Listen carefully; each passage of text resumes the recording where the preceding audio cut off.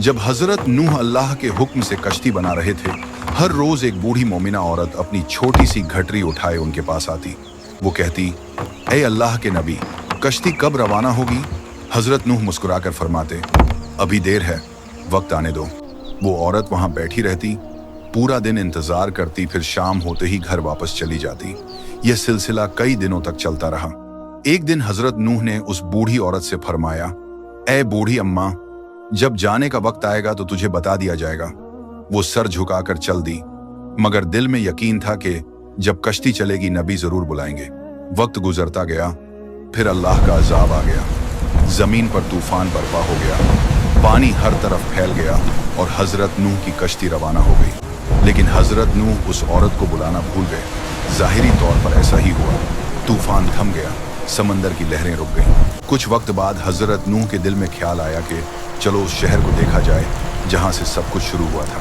वो कश्ती से उतरे और शहर की तरफ चल दिए। जब शहर पहुंचे तो देखा हर तरफ वीरानी और तबाही है, मगर एक कोने में एक झोपड़ी से रोशनी आ रही थी। एक दिया जल रहा था। हजरत नूह हैरान हुए, इतना बड़ा तूफान आया, सब कुछ डूब गया, लेकिन यह दिया कैसे जल रहा है? उन्होंने जोर से अल्लाहू अकबर कहा। झोपड़ी का पर्दा उठा। वही बूढ़ी औरत घटरी उठाए बाहर आई और मासूमियत से बोली, या नबी अल्लाह, क्या कश्ती अब तैयार है? चलें? हजरत नूह की आंखें हैरत से फैल गईं। उन्होंने पूछा, ऐ बूढ़ी अम्मा, तुझे कुछ भी पता नहीं चला? औरत ने सादा दिली से जवाब दिया, क्या नहीं पता चला या नबी अल्लाह?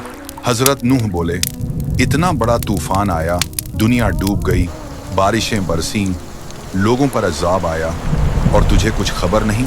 वो औरत मुस्कुराकर बोली, या नबी अल्लाह, एक दिन बादल थोड़े गरजे थे और हल्की सी फुहार पड़ी थी, बस।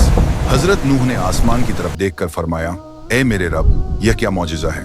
तब अल्लाह ताला ने उन पर वही नाज़िल फरमाई, ए मेरे प्यारे नबी, इस औरत के दिल में तुम्हारी मोहब्बत थी और तुमने इससे वादा किया था कि जब कश्ती रवाना होगी तुम इसे ले चलोगे। तुम अपना वादा भूल गए, लेकिन मैं रब्बुल आलमीन तुम्हारे वादे का भी जिम्मेदार हूँ। मैंने अपने अजाब को इस तक पहुंचने ही नहीं दिया।